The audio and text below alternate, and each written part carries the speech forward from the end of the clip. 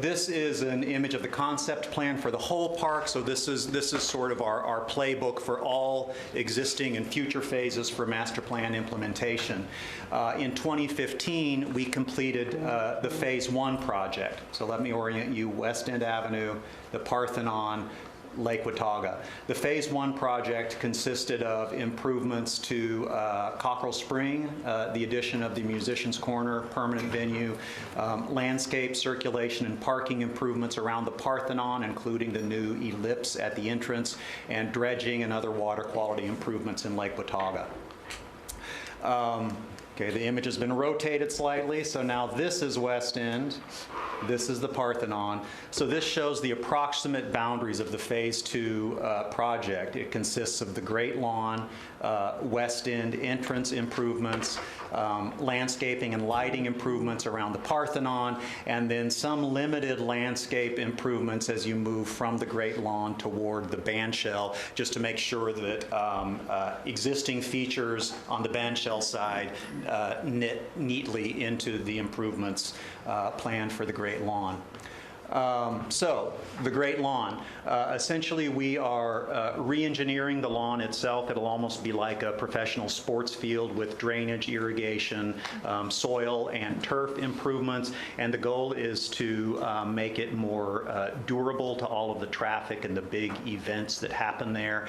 So that it will recover more quickly after big events. It will cover more quickly after big rain events.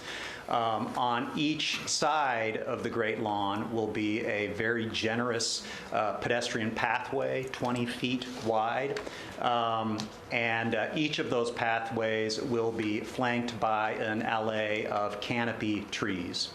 Each of the spaces in between the trees is designed to accommodate tents, food trucks, the other types of features that get staged during a special event. So this is a rendering of what that walkway and alley will look like on the east side of the Great Lawn if you were entering from West End. These are just some diagrams that we produced during the design phase about the West End entrance. So this is the West End entrance. That walkway that I talked about on the Great Lawn will continue all the way down through the front of the park near Cockrell Spring to the main entrance. So we're reallocating a lot of that real estate from cars to pedestrians. We want pedestrians to be kind of the top of the food chain in the park. And these are some of the conceptual landscape plans that were developed for the landscape treatment there. And then landscape improvements and, more importantly, lighting around the Parthenon. So we'll be getting rid of those floodlights, footlights, and putting in really beautiful architectural lighting for the Parthenon.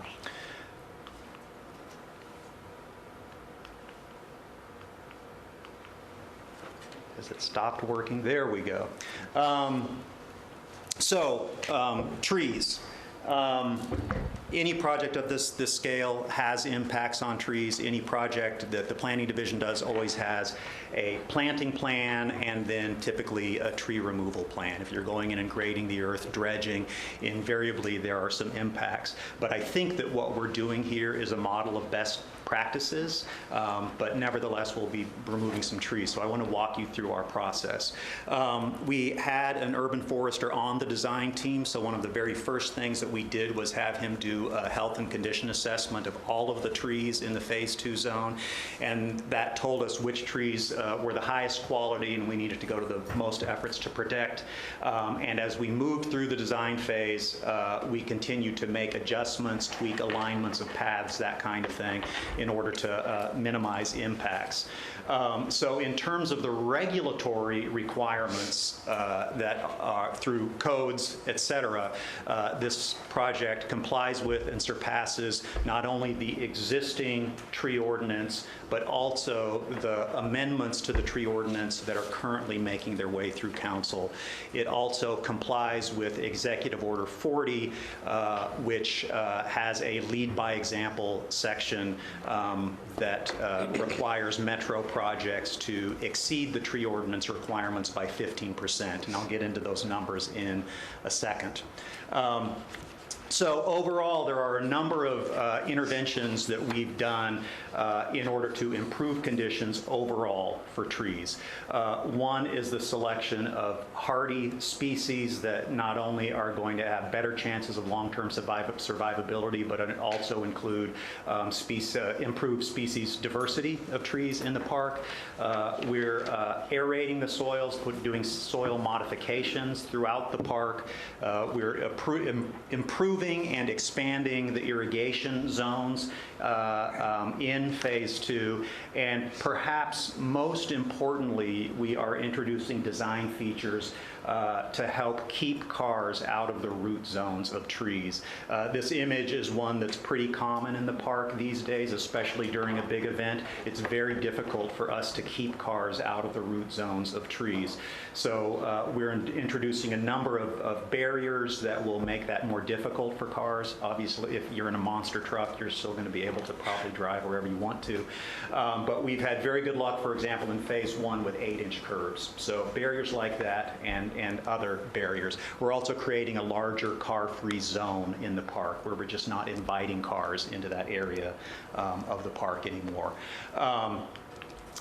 So now I'm kind of going to get in the weeds a little bit because this is literally about tree removal. So we had the urban forester on the design team at the beginning of the process. That is now 3 years ago.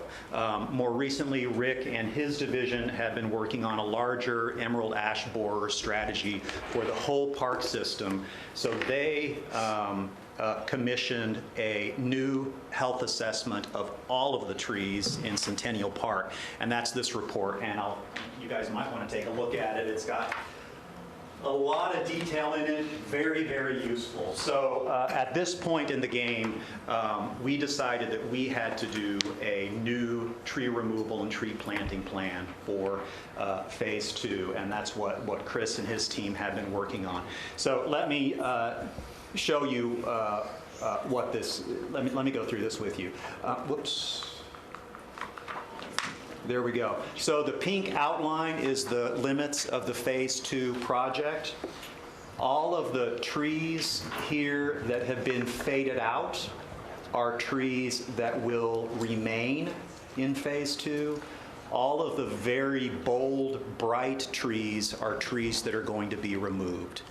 The differences in color reflect the priority or the condition of the tree per Davy tree. So trees that are red are priority 4 trees, meaning that Davy is recommending that they be removed. That's regardless of whether we were doing the Phase 2 project or not. The trees in orange have evidence of disease and other defects. They're not necessarily a liability at this point, but per Davy, they don't warrant any kind of special protection. Trees in green are good quality trees, and trees in blue are excellent quality trees. So we're not proposing to remove any of the excellent quality trees. The trees in green are trees that we were not able to find a way to avoid. So they will be impacted by construction. I will note that 2 of the larger green trees are elms, and Davy recommended, regardless of Phase 2, that they be cabled. Davy also recommends that you do not cable trees in a public park. So we're in a little bit of a catch-22 on those 2 trees. If we kept them, we would have to cable them, and that is not a recommended practice. This is the tree planting plan. So all of the pale yellow trees that are whited out are the ones that are going to be remain in place. All of the peach-colored trees are the ones that are slated for removal. All of the bright green trees are new trees that we're planting in Phase 2. So I mentioned the tree ordinance. So this is the tree ordinance by the numbers. Tree density units is the way that the tree ordinance measures the number and size of trees on any given development project. And I am not going to get into the metrics of that. You're welcome to refer to the tree ordinance. However, under the existing tree ordinance, this is the TDU that is required of us on this project. Under the proposed amendments to the tree ordinance, ordinance and Executive Order 40, this is the TDU that would be required of this project. What we're achieving in Centennial Park Phase 2 is this TDU. So we're head and shoulders above any requirements. We should be head and shoulders above any requirements because the tree ordinance is designed for private sector, commercial and residential development. So on almost every parks project, we are always head and shoulders above those requirements. So, you know, I show this because it makes us look good, but you know, we need to look good. We need to look like this on every project. Here's another measure of what we're doing. So this is the actual count of trees. Two different measures here: the actual count of the number of trees, and then the caliper inches or the size of all of those trees. So let me go through the quantities first. So that's literally the number of trees. Currently, on our parcel, there are 1,833 trees. We can relocate 7 of those trees. We are planning to remove 83 trees. That's all those trees that were bolded on the previous image. Of those, 50 of them are priority 3 or 4. They're those red or orange trees that are in poor health. That means that we would be removing 33 good health trees, the green trees, as part of Phase 2 that are being impacted by construction. So that's 0.018% of the total trees on our parcel. We will be planting 123 trees. So the net result is that we will be going from 1,833 trees to 1,873 trees, a slight increase in the number of trees. Another important measure of it, though, is caliper inches, which is the size of the trees. This is the current caliper inches of all of the trees on our parcel, the caliper inches to be relocated. This is the total caliper inches to be removed, 0.069% of the total trees. This is the number removed for poor health.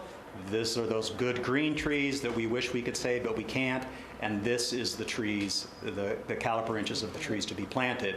So we will be having a slight increase in the total number of trees in the park. We'll be having a slight decrease in overall caliper inches because, of course, when you plant new trees, those are smaller trees. So overall, given the other interventions we're doing we're making to improve conditions for trees and our strategy on tree removal and tree planting, we think what we're doing is defensible and we've done all due process on it, but nevertheless, some trees will be coming down in Centennial Park. So we wanted you to be aware of that, and I'm happy to answer any questions. And Chris is here if it gets too technical for me. Any questions? Thank you. Great, thanks.